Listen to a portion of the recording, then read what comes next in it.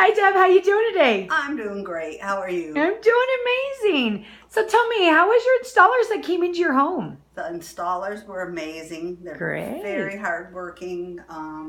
They asked me questions about how I wanted it, and they were more than willing to help move furniture. Wow. They moved my furniture around. Nice. That's super nice. They were very good. Oh, God. And then how was the scheduling process for you? The scheduling was awesome. I called up. I had a salesman out the next day. They scheduled it.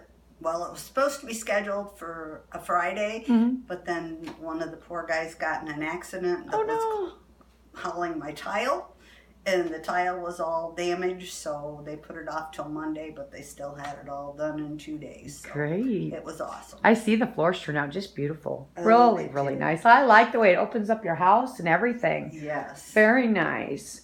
Well, thank you so much for taking your time with me today, Deb. You enjoy the rest of your week and these beautiful floors, okay? I will. Thank you.